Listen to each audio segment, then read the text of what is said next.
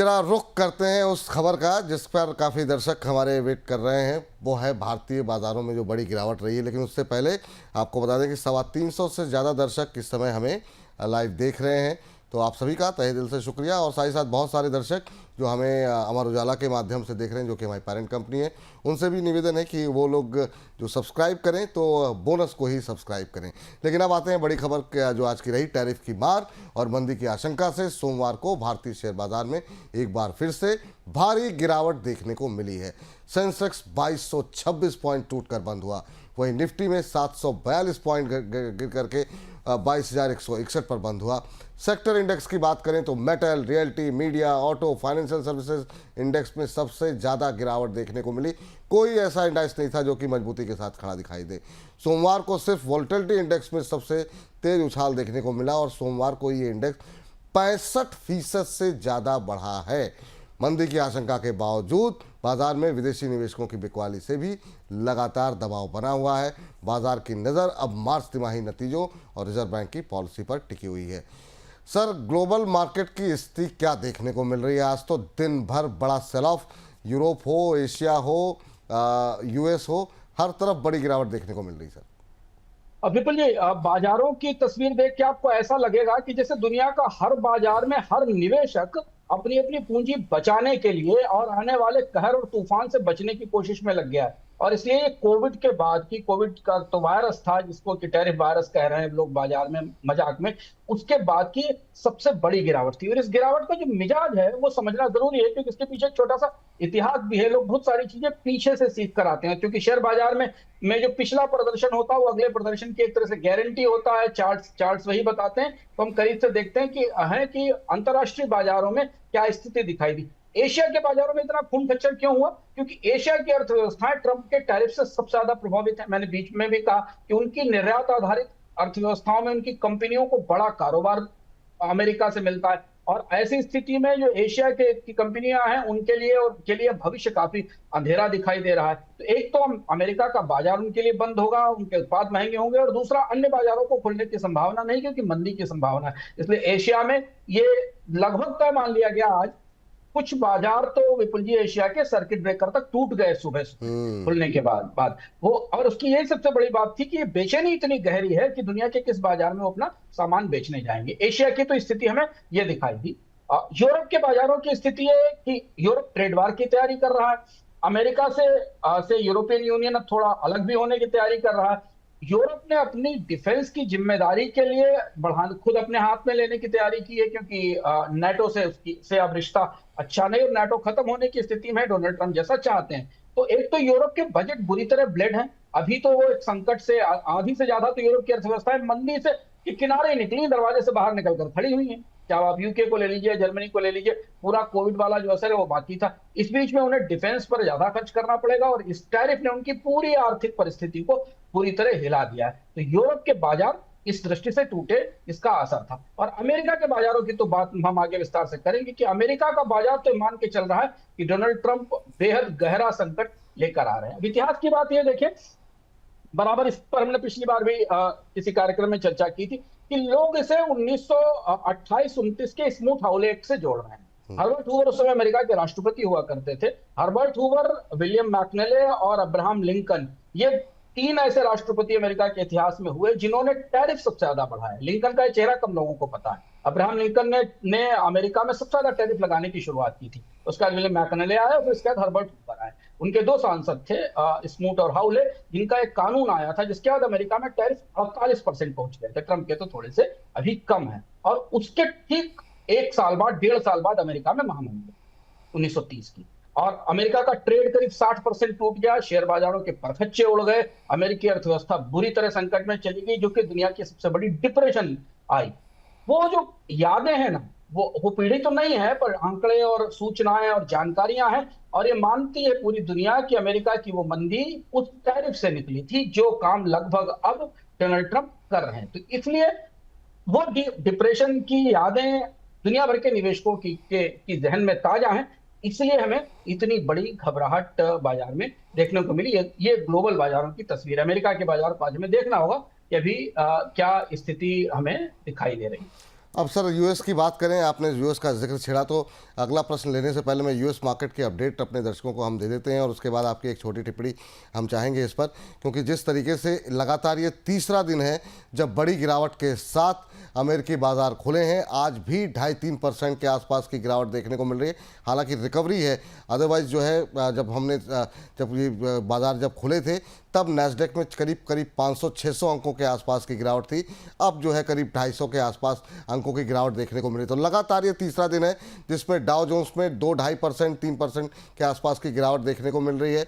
Nasdaq आज भी 1.5% से ज़्यादा टूटा हुआ है। S&P 500 में 2.25% नीचे अभी बाजार खुले हैं कुछ मिनटों पहले। तो अभी ये स्थिति देखने को मिल रही है। ये 3 दिन के अंदर सर जिस तरीके का सेल ऑफ हुआ है, आप कैसे देख रहे हैं? और खासतौर से IT कंपनियों, नैस्डैक में बड़ी गिरावट रही है सर। अमेरिका में बहुत ज्यादा घबराहट है। देखिए, बाजार अभी खुले हैं। S&P करीब करीब ऐसा माना जा रहा है कि बियर टेरिटरी के करीब पहुंच गया है। अगर आप आंकड़े देखें, डाउ करीब करीब 1000 पॉइंट टूटा है। S&P बियर टेरिटरी में के करीब है, 2.3% के आसपास गिरा है। डाउ 1000 पॉइंट नीचे है, 2.6% की गिरावट दिखा रहा है। 1500 पॉइंट का लास्ट फ्राइडे को हुआ था डाउ में। नैस्डैक लगभग 2% गिरा हुआ सामने दिख रहा है। यानी वो जो डर फ्राइडे को था, उस डर से वो डर अभी तक कायम है और बढ़ा हुआ। इसकी वजह ये कि अमेरिकी राष्ट्रपति डोनाल्ड ट्रंप की तरफ से कोई ऐसा संकेत भी नहीं दिया गया कि वो अपने नजरिए में बदलाव करेंगे, बल्कि आज तो उन्होंने ये कहा कि दवा दी है, उसका असर होगा, तो लोग उस दवा को आने में का असर आने में समय दिखेगा। इस बीच दो बड़ी और चीजें आई। एक तो चीज ये आई कि दो देशों ने पलटवार कर दिया।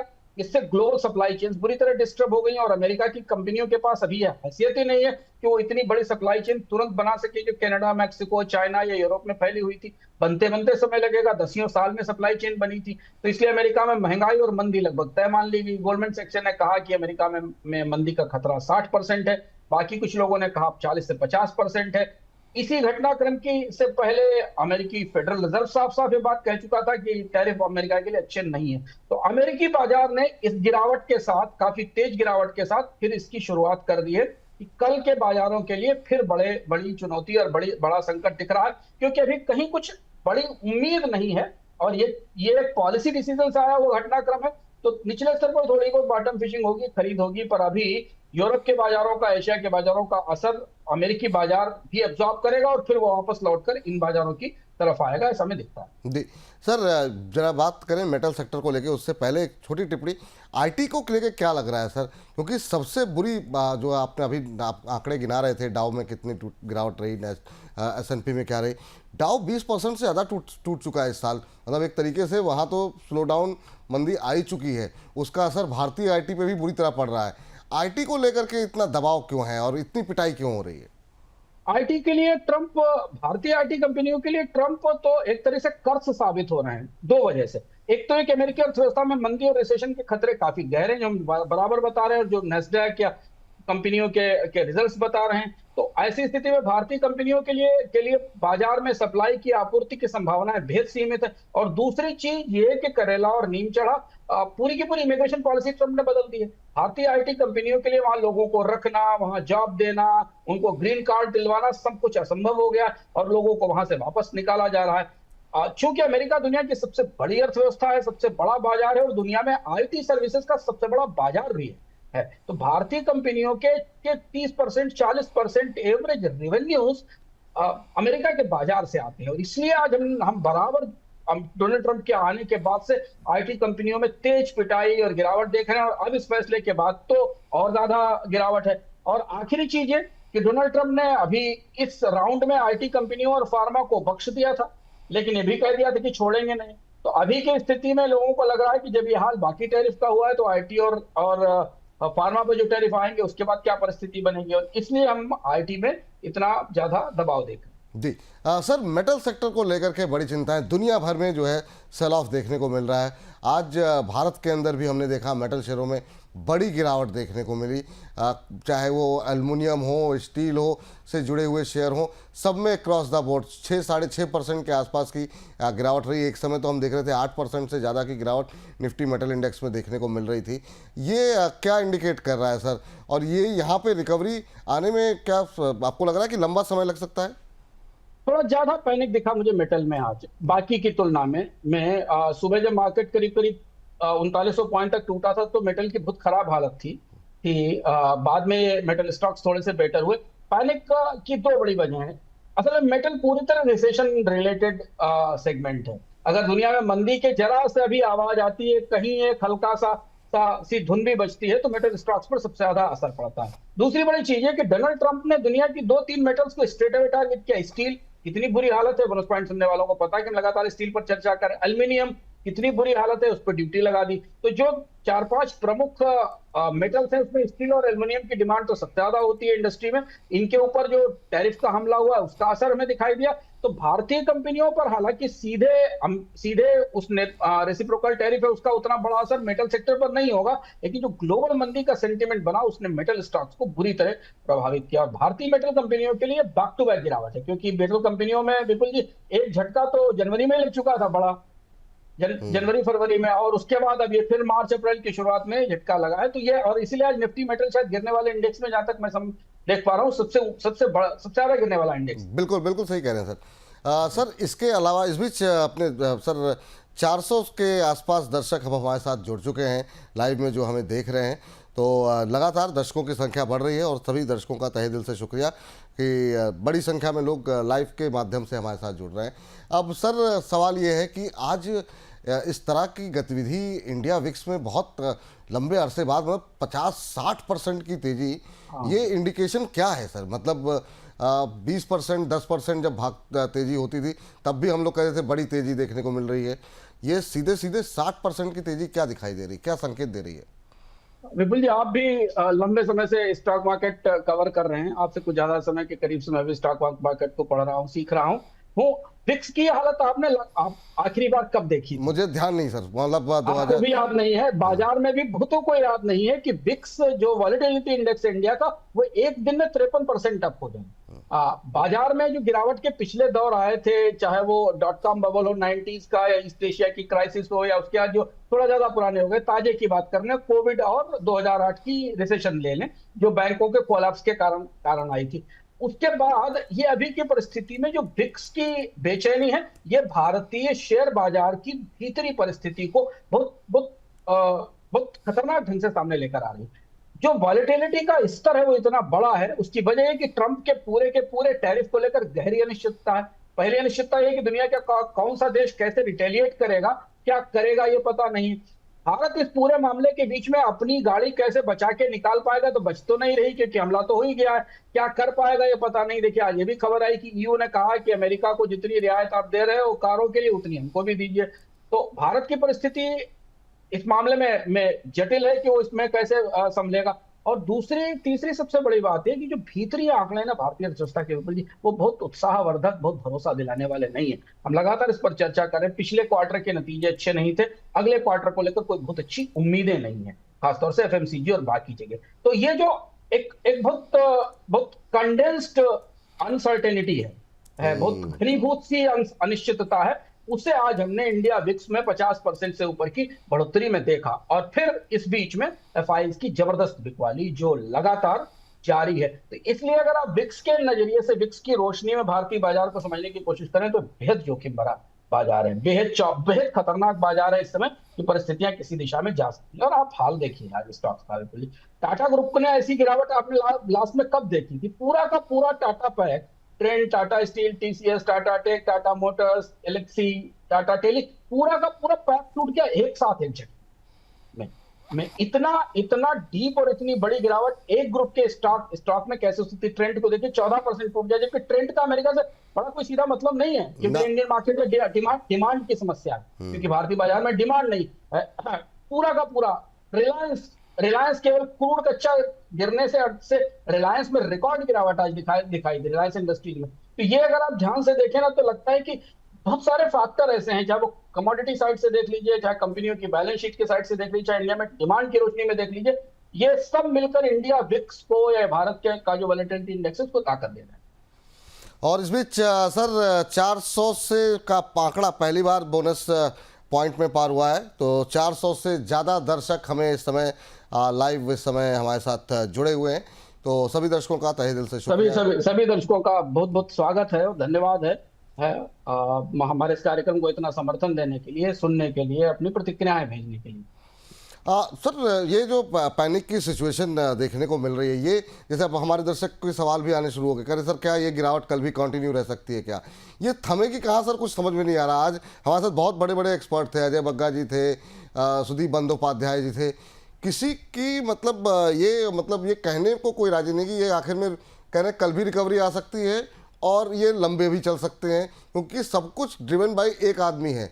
वो क्या बोलेंगे उस पर पूरी दुनिया रिएक्ट कर रही है। ऐसी सिचुएशन कम देखने को मिलती थी।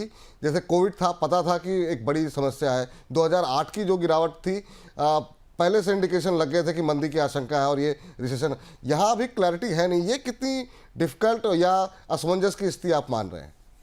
बेहद अनिश्चितता की स्थिति। मैं साहब बता रहा हूँ ना कि शताब्दी में 50-100 साल में ऐसी परिस्थिति बनती है जब सरकारों को, बाजारों को, कंपनियों को, निवेशकों को तार्किक आधार पर कुछ भी ऐसा नहीं दिखता जिसके बेस पर वो कर सकें कि नहीं अब बहुत हुआ, यहां से आगे चीजें चली जाएंगी। भावनात्मक आधार पर देख लें, प्राइस के आधार पर देख लें, बॉटम फिशिंग होगी, इतना मार्केट टूट गया, 3-3.5 हजार पॉइंट टूट गया बाजार, तो कल कुछ तो स्टॉक ऐसे होंगे जिनमें थोड़ी बहुत बाइंग होगी, खरीदारी आएगी। बट क्या आपको लगता है कोई ब्रॉड बेस्ड रिकवरी बनेगी ऐसी स्थिति में ट्रेड वार कितना गहराएगा? डोनाल्ड ट्रंप कह रहे हैं कि चाइना ने उन्हें गलत समझा है, चीन को हम वापस जवाब देंगे। तो क्या री रेसिप्रोकल टैरिफ होगा, री रिटेलिएशन चाइना की ट्रंप की तरफ से होगा? क्योंकि ट्रंप जिस सीमा तक चले गए वहां से उनके लिए वापसी संभव नहीं है। और ट्रंप, आगे हम चर्चा करेंगे, जो हमारा विशेष सेगमेंट है कि दरअसल ट्रंप ने ये सब क्या किया, क्या वो कैसे रुक सकते हैं, इस पर हम विस्तार से चर्चा करेंगे अभी अपने इस कार्यक्रम में कि ट्रंप को कौन रोक सकता, कौन सी ऐसी परिस्थितियां जिनसे वो रुक सकते हैं। लेकिन फिलहाल